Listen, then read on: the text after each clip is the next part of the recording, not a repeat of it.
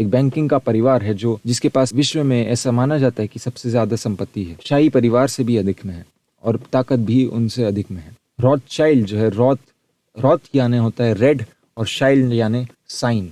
यही रॉथशाइल्ड है जिसके आधार पर इजराइल देश का जन्म हुआ और वो प्रमाण पत्र पे लिखा है। ये लॉर्ड बाल्फोर है, ये इंग्लैंड के थे। इन्होंने ये रॉथशाइल्ड को ये लिख के कहा कि हमारी शाही सरकार आपकी बखूबी मदद करेगी एक ज्यूइश ज़ायनिस्ट स्टेट बनाने में, यानी इजराइल बनाने में। हम पैलेस्टाइन की जगह पर इजराइल बनाने में हम आपकी बखूबी मदद करेंगे। और विश्व युद्ध के दौरान यही किया गया, जिसके बाद इजराइल का जन्म हुआ 1948 में।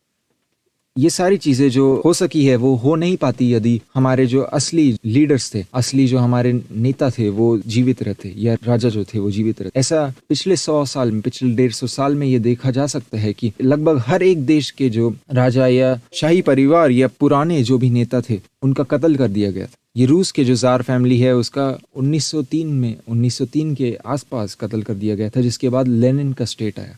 सोवियत यूनियन उसके बाद अचानक से बन चुका था। इसी तरीके से नेपाल में भी नेपाल की रॉयल फैमिली का कत्ल किया गया था, जिसमें 14 शाही परिवार के लोग की मृत्यु हुई थी। इस तरीके से कई चीजें देखी जा सकती है। जैसे पोलैंड के जो एक प्रमुख नेता थे उनका भी कत्ल होने के बाद ही पोलैंड जर्मनी के खिलाफ अपनी नीतियों को खराब किया था। दूसरा विश्व युद्ध का प्रारंभ हुआ था। सोवियत यूनियन का एक हॉलोडोमर हुआ था जिसमें लोग भूखे मरे थे। इसकी तस्वीरें काफी दर्दनाक है जो देखी जा सकती है। एक कम्युनिस्ट स्टेट जब बन रहा था तो सोवियत यूनियन में ऐसी नीति आई कि सारे फार्मर्स से, सारे जो भी किसानों से उनके हल, उनके संपत्ति छीन ली गई थी, क्योंकि उनको बताया गया था कि आज से आपकी संपत्ति जो है वो स्टेट की है, वो सब लोगों की समान है। तो उनसे जाकर संपत्ति छीनी गई और उनको खाने के लिए कुछ मिला नहीं था। ऐसे काफी तस्वीरें और काफी बयान सिद्ध रूप से दिखाए गए हैं प्रमाणों के साथ, जिसके साथ हमें बताया गया है कि कई लाखों लोगों की मृत्यु भूख से और अन्य तरीकों से हुई थी। इसके अलावा गुलाग भी वहाँ 30 सालों से चल रहे थे, जिसके बारे में हमें कभी बताया नहीं जाता। ये गुलाग्स में कैदियों से काम करवाया जाता था और काफी कैदी इस दौरान मरे थे। पर ये चीज हमें अपने इतिहास में नहीं पढ़ाई जाती, क्योंकि हमारा इतिहास इनके समर्थन में ही है। ये लोग सेम ही जगह से फंड हुए थे और ये बहुत ही विचारणीय विषय है, इस पर मैं अभी ना जाऊंगा। जब ये भूखे किसान आए थे तो ट्रॉट्स्की ने उन्हें कहा कि तुम भूखे हो। ये अभी तक ट्रॉट्स्की के पास जब भूखे लोग आए थे, ये किसान आए थे कि वो बताते हुए कि ये लोग मर रहे हैं, तब ट्रॉट्स्की ने कहा कि तुम भूखे हो, ये अभी तक अकाल नहीं है। जब तुम्हारी माएँ अपने खुद के बच्चों को खाना शुरू करेगी तब हम बोलेंगे कि ये अकाल है। ऐसा एक मैसेज जो है बताया गया। तो दूसरे विश्व की शुरुआत को समझने के लिए हमें पहले विश्व युद्ध का अंत समझना पड़ेगा। पहले विश्व युद्ध के अंत में जर्मनी के जो नेता थे वायमार रिपब्लिक के, उन्होंने सरेंडर कर दिया था। उन्होंने हाथ उठा लिए थे। उनके सैनिकों को ये विश्वास था कि वो जीतेंगे, पर उनके जो सरकार थी उसने हाथ उठा लिए और वर्साइलेस ट्रीटी साइन की गई थी। इसके मुताबिक जर्मनी को करोड़ों अरबों डॉलर का जो है जुर्माना भरना था अपने युद्ध लड़ने के लिए, और इसके अलावा जर्मनी को अपने बहुत से राज्य दूसरे देशों को देने थे। इसमें से काफी बड़ा राज्य जो है पोलैंड को दे दिया गया था। इस राज्य में जर्मनों की आबादी सबसे ज्यादा थी। इसमें बहुत सारे जर्मन रहते थे, पर यह इलाका पोलैंड को दे दिया गया।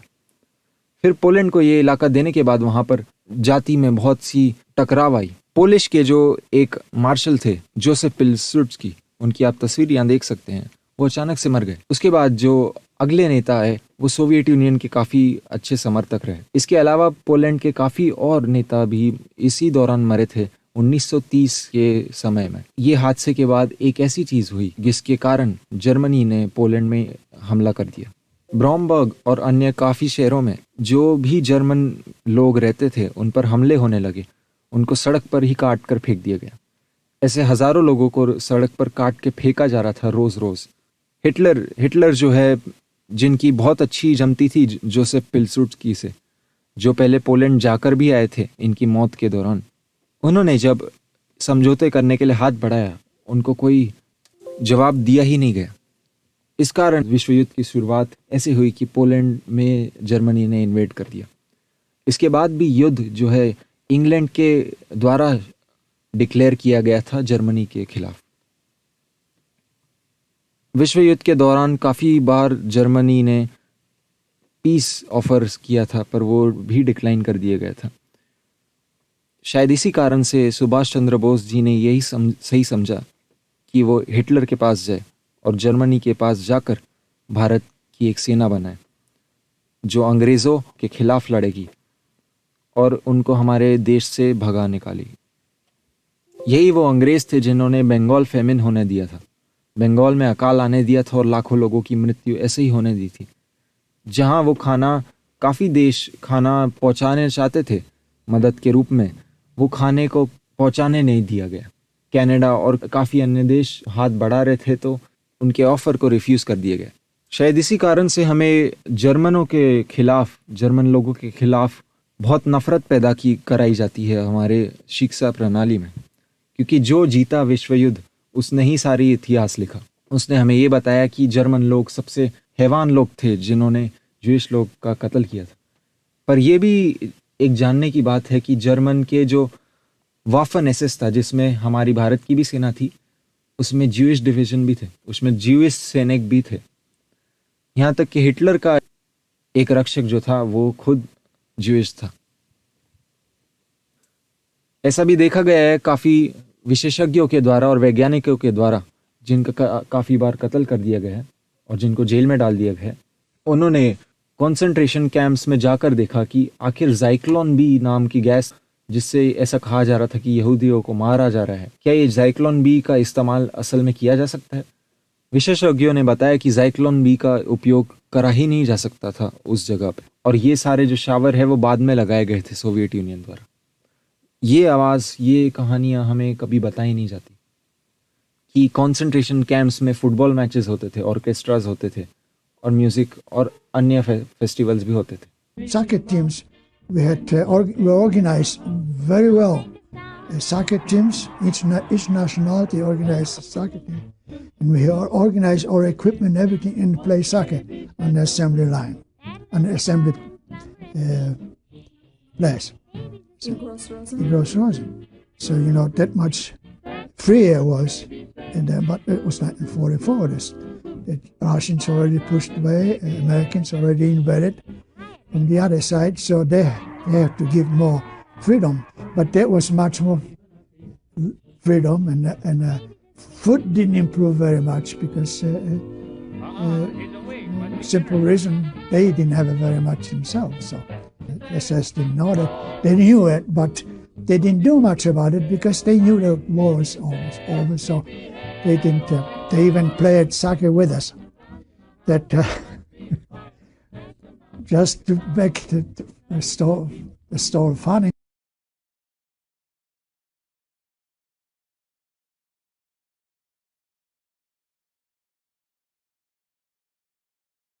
So what you're saying then that the closer the end of the war came, pressure was let up rather than becoming more cruel or...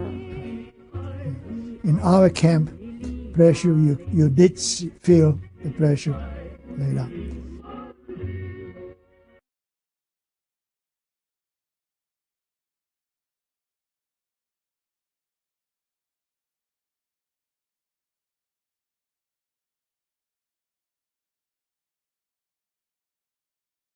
The children then wrote a play which was a satire of Snow White and the Seven Dwarfs. The play was very successful. How were they allowed to put on a play in Auschwitz? I don't know, but it was done kind of quite hush-hush, all of it, except that when it was put on, suddenly some SS men appeared, and they watched.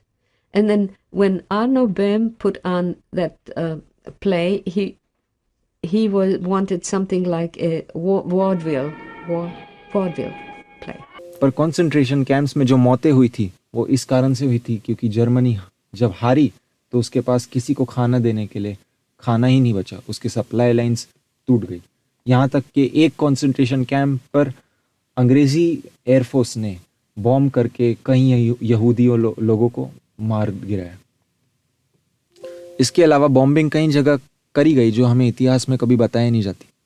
हमें बताया जाता कि ये एक अच्छाई और बुराई का जंग था और अच्छाई इस पर जीती और अच्छाई ने सोवियत यूनियन और संयुक्त राष्ट्र को जन्म दिया, पर असल में ऐसा है नहीं। ये थी वो अच्छाई जिसने ड्रेसडेन जर्मनी को पूरा बॉम्ब करके रख दिया, जहाँ पर बच्चे और महिलाएं थी सड़कों पर जिन्हें मार दिया गया।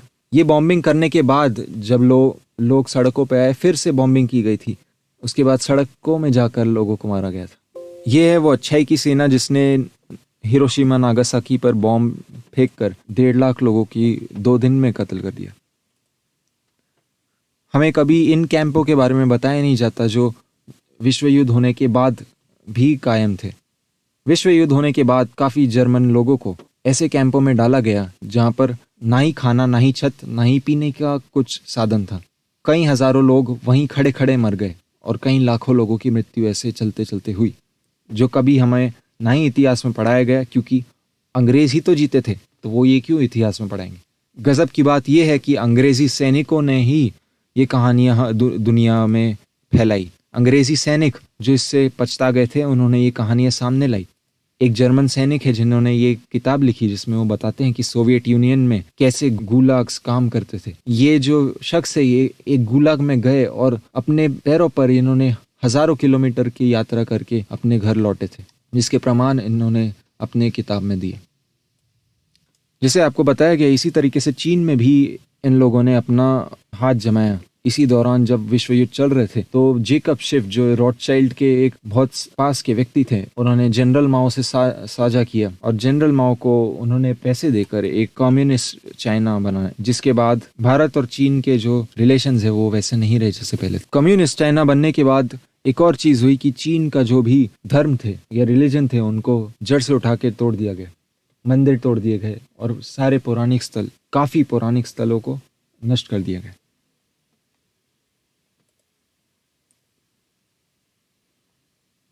एक ऐसी कहानी है, जब सोवियत के सैनिक बर्लिन में आए थे जीतने के समय, तो उन्हें आदेश दिया गया कि आपको जो भी महिलाएं मिले, जर्मन महिलाएं, उनका बलात्कार कर दिया जाए, ताकि उनका जो नस्ल है उसको ही खत्म कर दिया जाए। ये भी इतिहास के पन्ने कहीं खो गए हैं, हमें कभी बताए नहीं जाते। हमें सिर्फ झूठी कहानियां जो है बढ़ा चढ़ा कर बताई जाती। पर ये एक शॉकिंग बात, एक और चीज़ बताना चाहूँगा कि एडोल्फ हिटलर और रॉकफेलर में काफ़ी संबंध।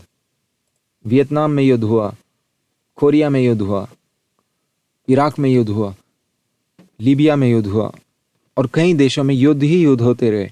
और ये संयुक्त राष्ट्र के जो पीस कीपर्स है, ये इनको देखते ही रहे। तो ये पीस कीपर्स ही है जो युद्ध को आगे बढ़ाते हैं। और आप देखें तो संयुक्त राष्ट्र का जो लोगो है वो सोवियत यूनियन से बहुत मिलता जुलता है।